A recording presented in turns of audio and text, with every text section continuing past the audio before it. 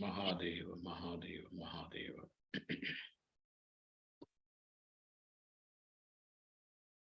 Is the sound and video okay? Mahadev Swamiji. It is okay, Swamiji. All right. Then we shall begin.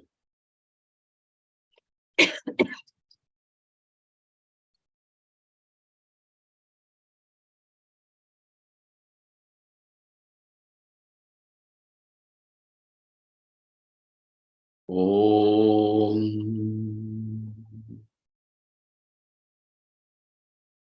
Om Yo Brahmanam Vidadhati Purvam Yo Vai Vedanscha Prahinoti Tasmai Tam Devamatma Buddhi Prakasham Mumukshurvai Sharanamaham Prapadye Om Shanti Shanti Shanti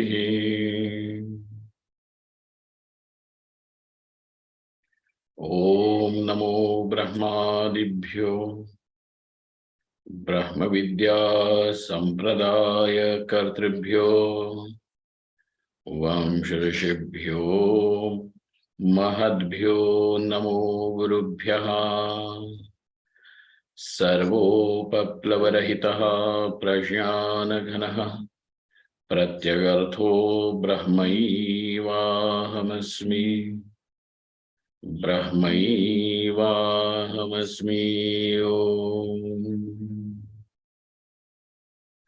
Vedantartha Vibhasakaya Gurave Shantaya Sannyasine Nanavadi Nagendra Sanghapavaye Yogindra Vandyaya Cha Mohadvanta Divakaraya Bhagavad Padabhidham Bibhrate Tasmai Bhashyakrite Namostu Satatam Purnaya Bodhatmane Om.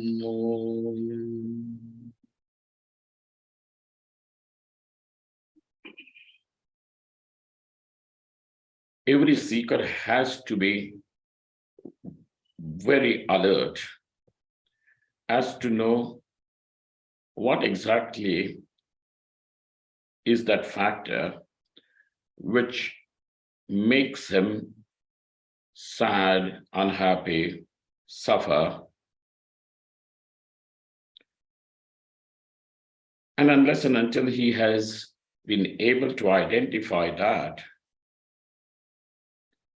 he will have no way of combating that which is troubling him.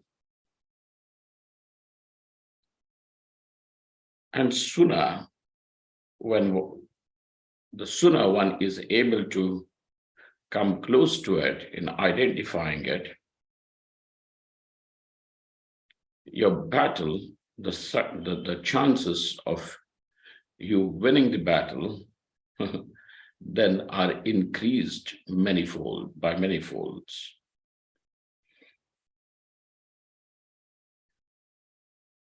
So from the outer circle of blaming people, planets, systems, heredity, so on and so forth, when one is able to see that it is the desire that makes me suffer, angry, sad, disappointed. Now, when you have identified, and not only that, but this desire works in a very hidden way, that it may even drag you into those areas which you otherwise consciously would abhor The desire brings you into those dark alleys. And therefore, Arjuna's question was, what is it that drags me? What is it that drags a person against his will, even into the sinful ways of life? To which Sri Krishna Bhagavan replied, saying that it is the desire, Arjuna.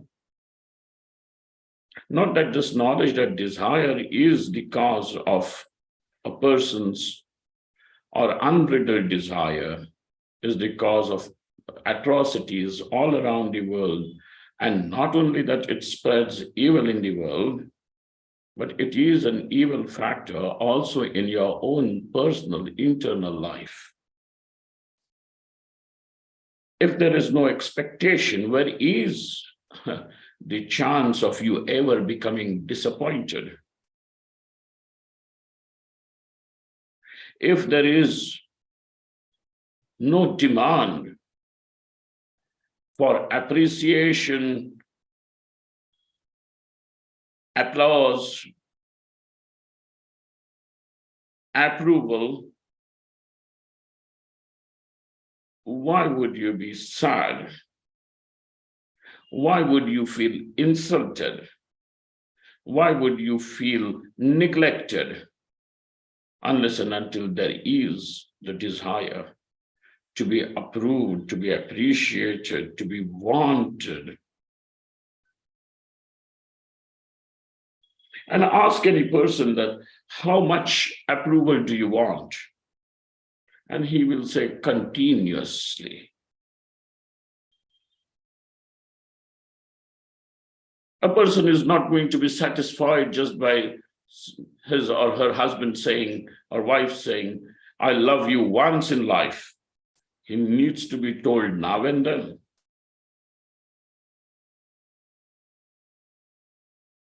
A constant reassurance is required, but look at that.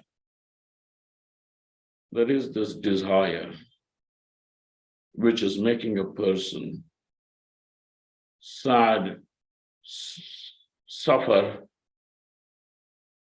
disappointed. And Sri Krishna, therefore, has been able to show us that it is the kama. Arjuna kamesha krodhesha. And long before Sigmund Freud could tell us that how deeply rooted is this kama, how deeply rooted is this desire in a person. And that's why Sigmund Freud was definitely a breakthrough for the Western world. Otherwise, the theosophies of the West have always been saying that there is some external factor, a known factor, some Satan, some devil that is making people do the most atrocious crimes, organized crimes.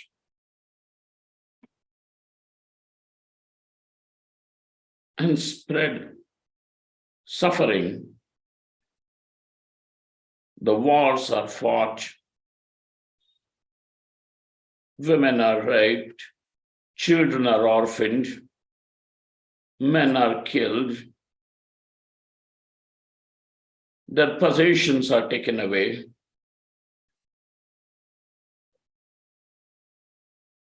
Nations are starved. By what? If you're going to say, well, there is some devil sitting up or down wherever, and he is planning and doing it, we still are very much on the outer cycle or outer circle of life. You don't see that it is these people and their ambitions, perverted ambitions,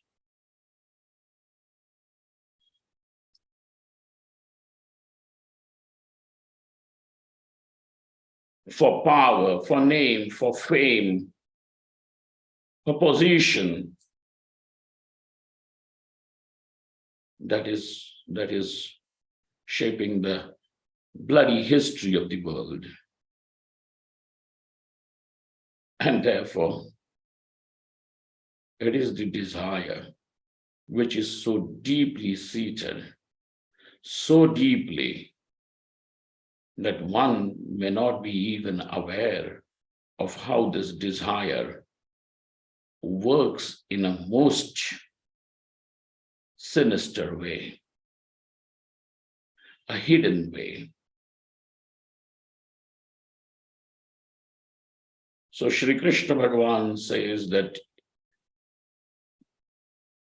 the indriyas, the mind, and the buddhi are the adhisthana where it remains hidden. And from behind these walls, launches its attack on you and the world around. Therefore, Arjuna, now that you understand the importance of goodness, righteousness in life, is it not important that you also identify what is it that disrupts life? Desire, when is able to stay within the presence, within the demarcation of dharma, the desire is tamed, domesticated. It will not disrupt life, it will not cause harm, but it needs to stay within the limits of dharma. But when a person now wants to realize the ultimate truth and set himself free from the suffering altogether, then he really needs to uproot the desire and just not keep it tamed in his bedroom, in his house, in his heart. He needs to uproot it. And you, by saying that it should be uprooted, it has to go away, it doesn't. At the most, a person, when feels that he is helpless, a person resorts to prayer to seek help. But that is just the beginning. You really need to work on it. Then what do you mean by a prayerful life over here? What does it mean by leading a spiritual life? Your spirituality will rise from your understanding. Because all our behavior is shaped by what we understand.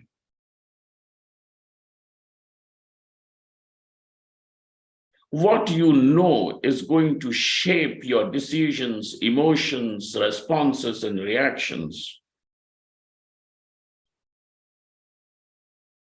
Therefore, Bhagavan already has said, Rasavarjam rasopyasya param drishtva nivartate. That having had the vision of the ultimate reality of the self as Brahman, the desire in its most subtle, most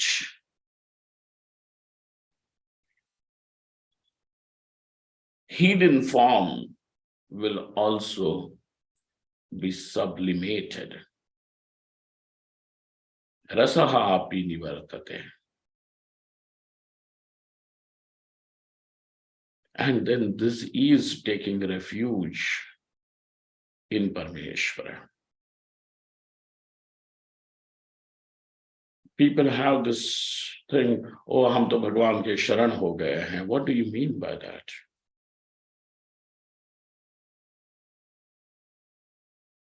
And people are simply satisfied by saying, well, whenever we have problems, we go to God and simply say, oh God, look after my life, look after my children, look after my husband, look after my wife, look after my business.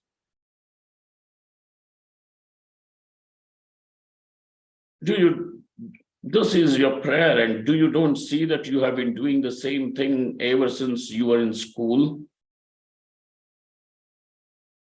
Every time when the exams came in an Indian system, we had those exams.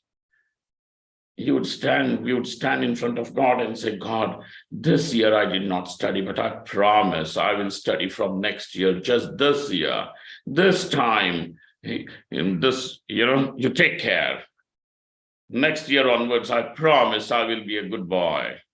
I will study. I will listen to my mother. I promise.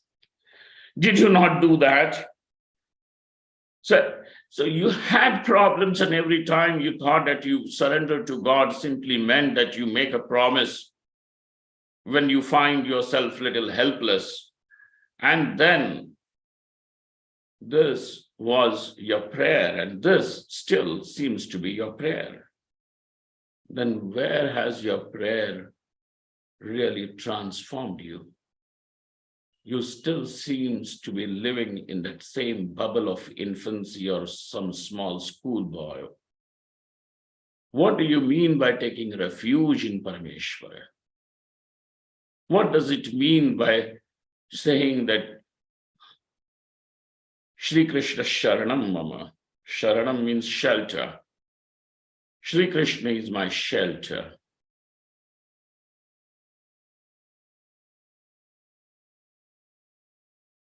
What does it mean by saying that I have surrendered to Paramatma?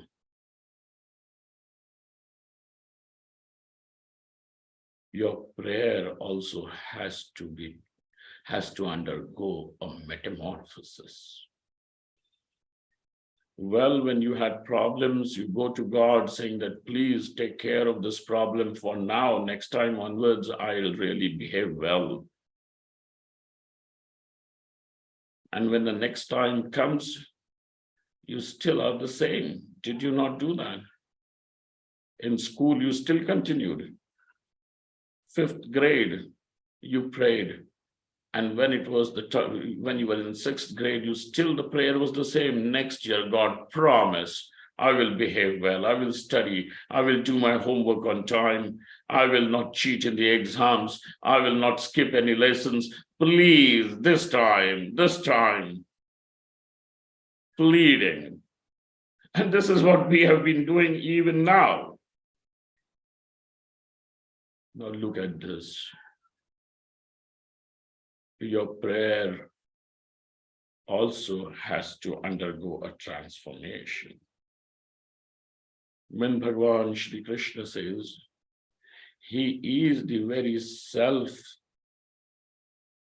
seated in the heart of all, as the Atma of all the beings.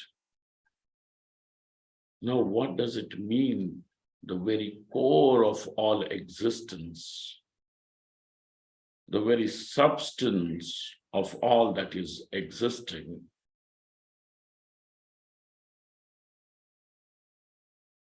And in order to see this, Parameshwara is itself the Sharanagati.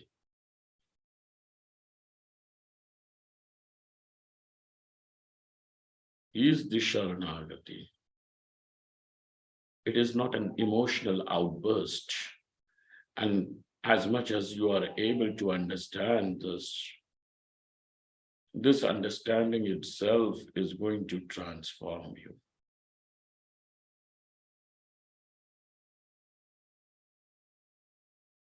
With this, an enormous bubble of peace will envelop the person. And this peace cannot be cracked even by the calamities and worst of worst situations. Even if all the 3 worlds were to meet the deluge, the peace remains unbroken. वह शांति का कवच अभेद्य होता है.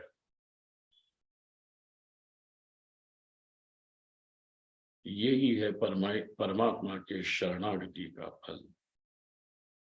Now your actions in the world will carry the fragrance of peace and joy, contentment and happiness outside.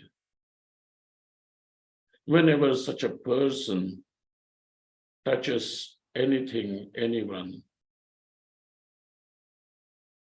he is able to deliver his words, his actions. Even him lifting his eyes and looking at someone is enough to make them peaceful.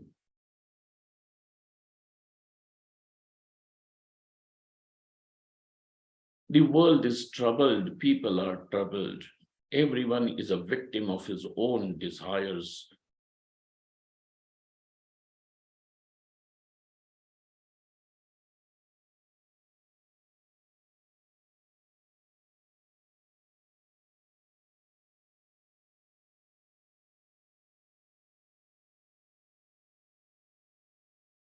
Everyone. The world requires a little solace, a little peace. And such a great sage now who has discovered Parameshvara as his very being, as the very substance of life. Now he becomes the passage to bring little relief, a little respite to the world of troubled people.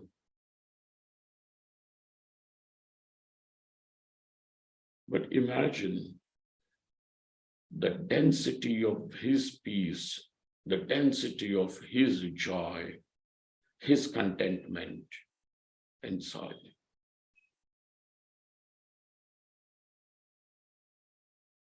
So what is that process of Sharanagati? And this is it. Indriyani paranyahuhu indriyebhyah param manaha manasastu para buddhihi yo buddhe paratastu saha indriyani paranyahuhu indriyebhyah param manaha Manasastu para buddhihi yo buddhe paratastu saha. Discover as all these objects are dependent on something, then that which is dependent is inferior, and that on which the object depends is superior. The ornaments are dependent on gold. Gold is not dependent on ornaments. Though you are able to say the ornament is gold, gold is ornament, but you are making a fundamental mistake. Ornament is gold, but gold is not the ornament. Ornaments can be made and destroyed. Ornaments can be created and melted. Gold remains gold. But if gold isn't there, no ornaments would ever exist. Existence of gold is not dependent on the ornaments. Existence of the ornament is dependent on the gold. So that which is dependent is inferior. That which is what is independent is superior.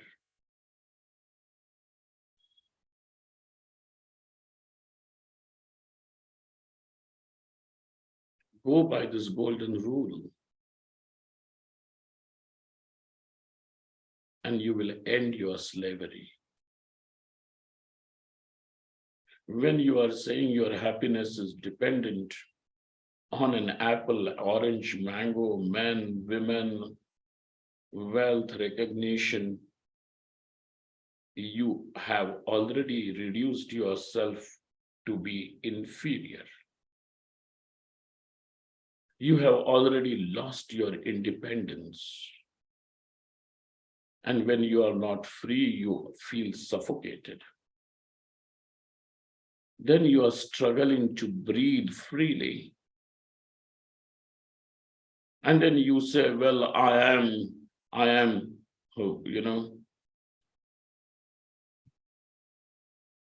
just bound by, suffocated in the society and in the family and in the job and the things around me and in the world,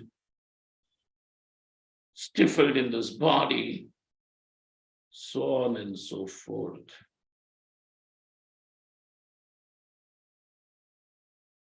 Kyun ub gaye ho?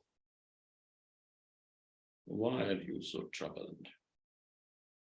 Because you have made your existence, you have made your happiness, you have made your joy dependent. And who told you that you require a mango and an apple for you to be happy? Well, if they are there, it's great, it's wonderful.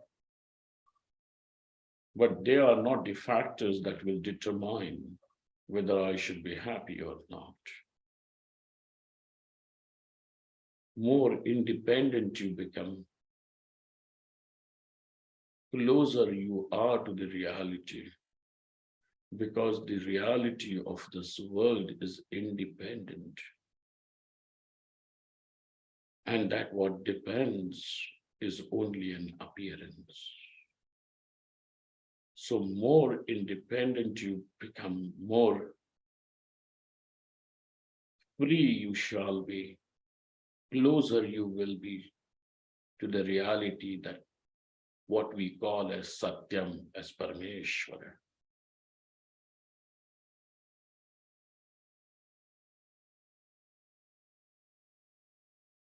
Paramatma is not a figment of someone's imagination.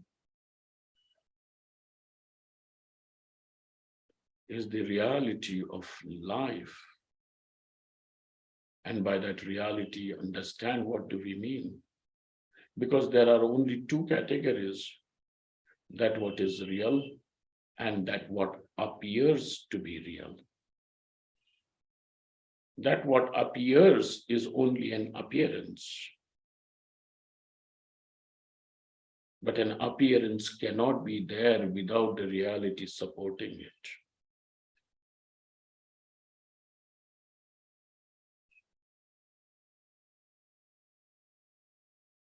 Pot is an appearance on the clay. Clay is independent of the pot. Pot is not independent of the clay.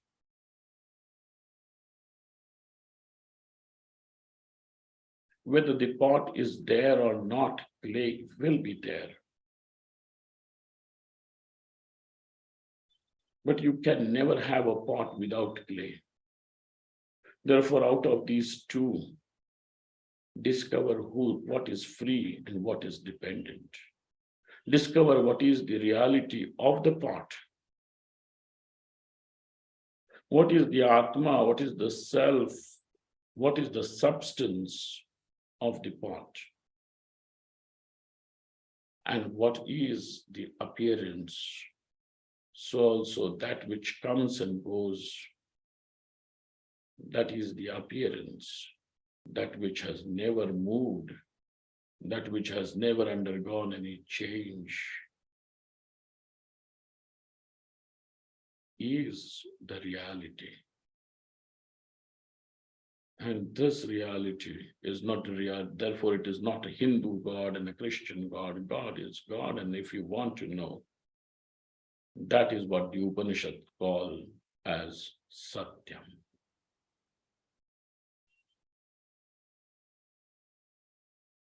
That is what the Upanishads are going to say is Ram. That is what the Upanishad is going to say is Krishna.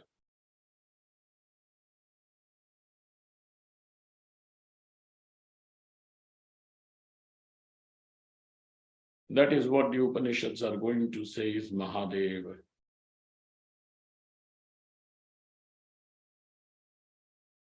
that people are silly and they are fighting whether Krishna is greater or Shankar is greater.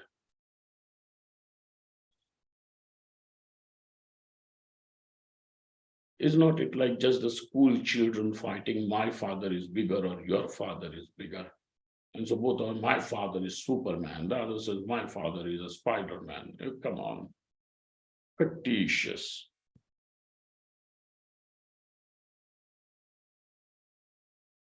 That what the Upanishads call as Satyam is this Atma.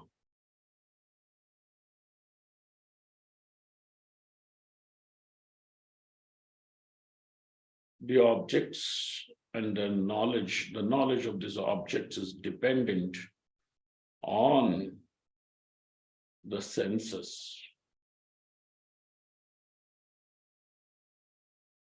The rose is red because your eyes are able to detect and show you that.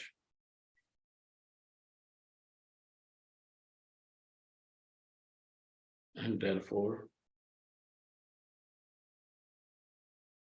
now the eyes are superior to the objects.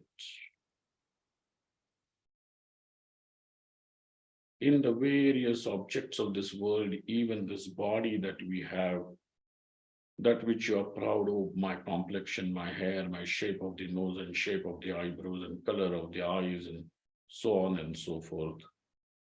This body is also one of the objects.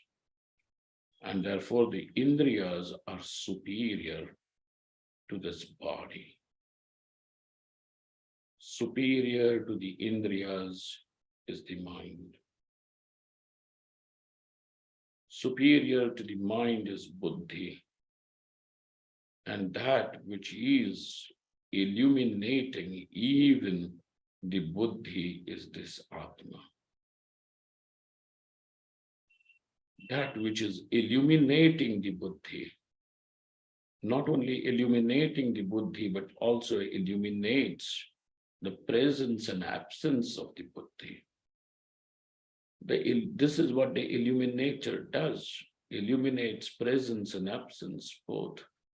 And therefore the illuminator is always independent of that what is illuminated.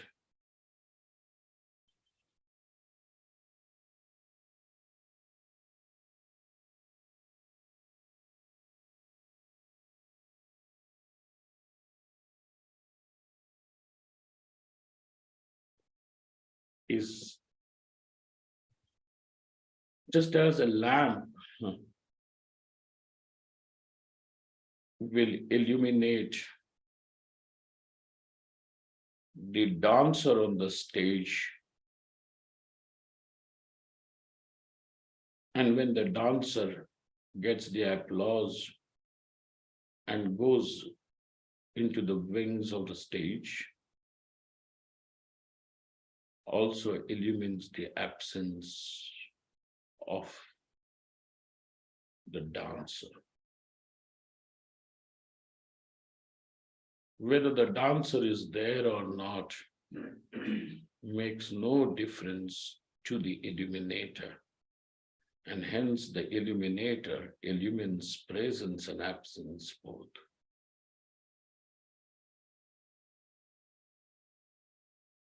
That which illumines the presence and absence even of Buddhi is superior to the Buddhi. This is Atma, this is Paramatma. In knowing this is the nature of Paramatma,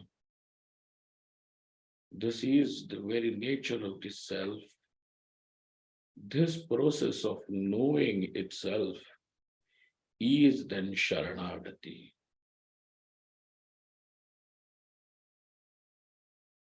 This is the process of Sharanagati.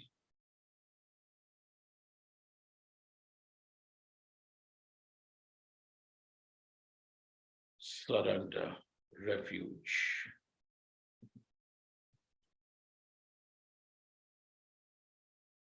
Because that which is a refugee means that which is dependent, which has taken the shelter.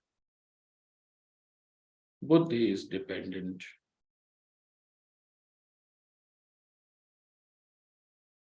The world is dependent of the object of the world of objects is dependent on the indriyas. The indriyas are dependent on the mind. The mind is dependent on the buddhi, and the buddhi is dependent on the self. And the self is dependent on what? Nothing. Because the self is self-evident. Swayam Prakash, Swayam Siddha, that which is absolutely independent, is the purest form of existence, and that existence is Parameshwara, that is the Satyam. This is the reality, the truth of life. More you understand this is the nature of the self. Now, the transformation is taking place. Now the buddhi will also be satisfied. Mind will also be satisfied. The loitering indriyas will also be satisfied. And then there is this what we call as the stability. Till then you will be wandering, loitering, meandering, seeking.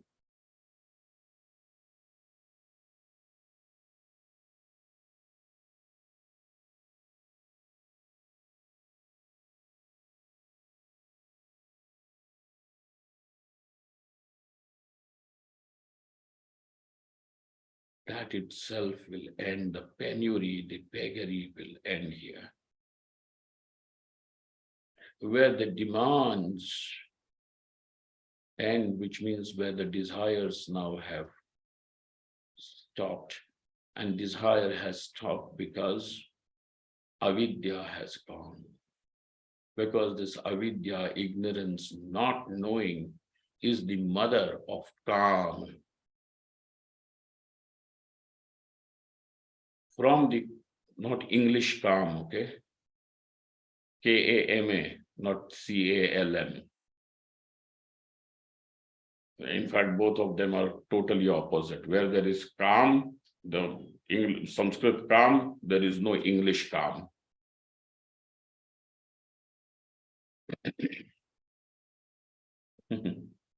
Where there is K-A-M-A, there is no C-A-L-M. That is the troublemaker. Avidya, Kam, and Karma. This is the sequence.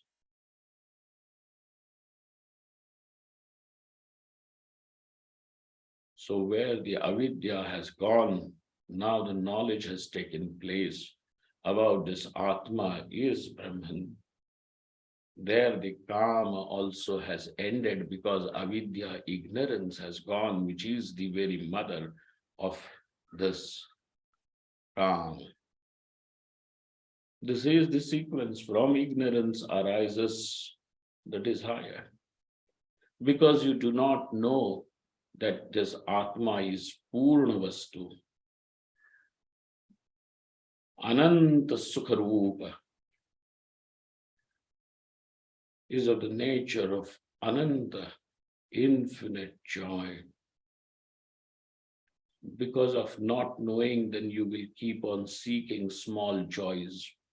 Whether you seek your joys in cars, horses, men, women, name and fame, but you are still seeking that sukham only, and that sukham is the nature of the self. Thus, in knowing this, all the sukhas are attained, And therefore, every form of desire is already fulfilled, is fulfilled.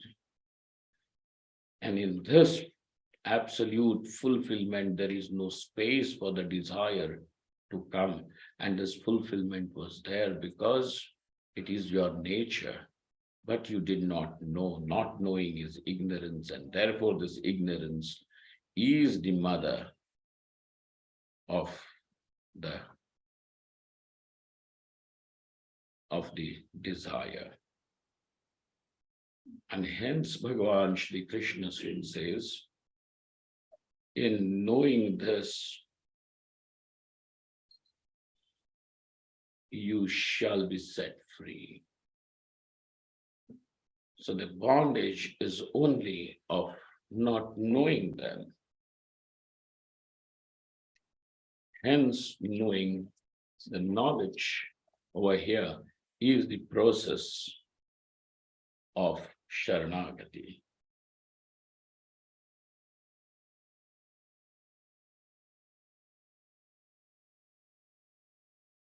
Now look at that, your definition, your understanding of Sharanagati is different. Till now, your Sharanagati was like that of the school boy. Now this Sharanagati means where you discover that not only that this you have taken the shelter of Parameshwara, but everything has taken is in the refuge of Ishvara, like every ornament has taken shelter in the gold. Every pot has taken shelter in the clay.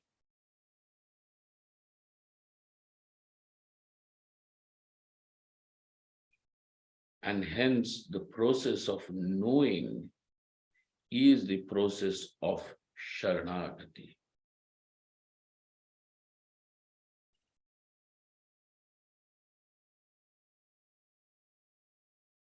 Hence, Bhagavan Shri Krishna, in the concluding verse of this third chapter, now says, Evam buddhe param buddhva samstabhyatmanam jahi shatrum mahabaho kamarupam durasadam evam buddhe param buddhva samstabhyatmanam jahi shatrum mahabaho kamarupam durasadam. What is the process?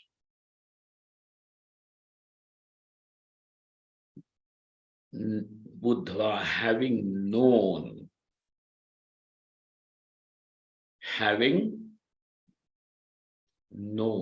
which means what is the process of setting yourself free from the tyranny of desire? Buddha, in knowing. And therefore I have said this knowing is the process of Sharanagati. And knowing what? Knowing that which is the very core, the very essence of life. That which is self-evident, that what is self-illuminous, Swayam Siddha, Swayam Prakash Vastu.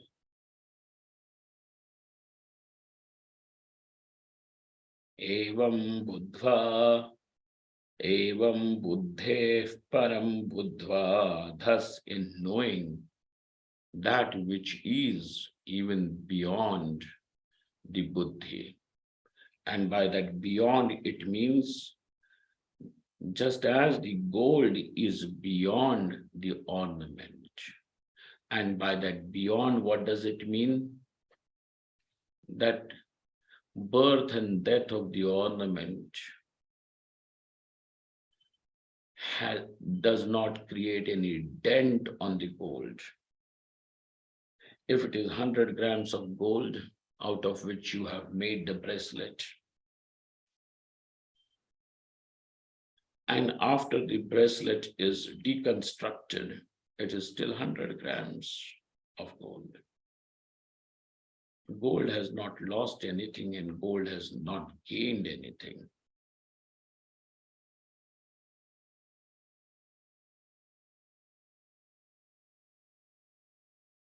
But the bracelet appeared and disappeared on its substratum, which is gold.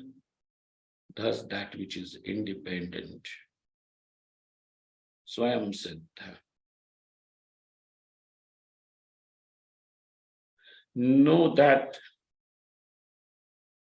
and in knowing,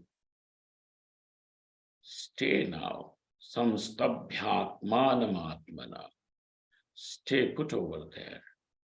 Abide in the self. Let this buddhi, let your mind abide in the self. Jahi Shatrum Mahabaho. Now, this is how, hey Mahabaho, O mighty armed warrior Arjuna, your bows and arrows, your cannons and guns cannot put this Shatru down, cannot put this enemy down. It is in this process, He Mahabaho, Jahi Shatrum Mahabaho, Kamarupam Durasadam. Otherwise, undefeatable Shatru, Durasadam.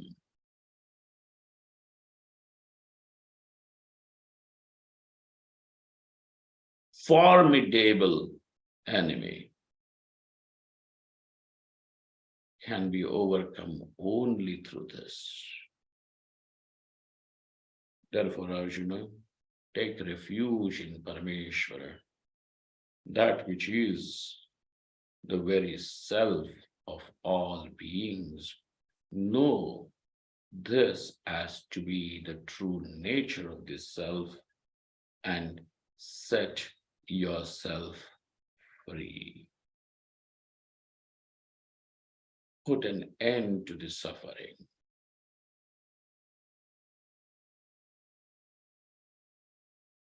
This then is the teaching of Shri Krishna.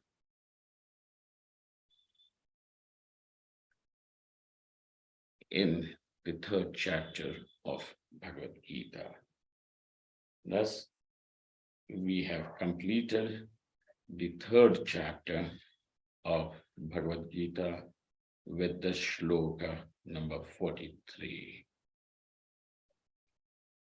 Ityesha Vangmayi Puja Srimad Shankara Padayoho Arpita Tena Devesha Priyata Me Sada Shivaha.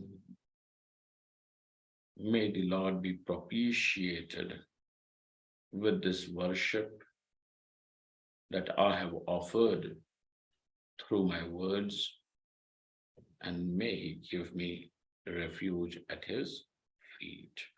Om Purnamadaha Purnamidam Purnat Purnamudachyate Purnasya Purnamadaya Purnameva Vashishyate.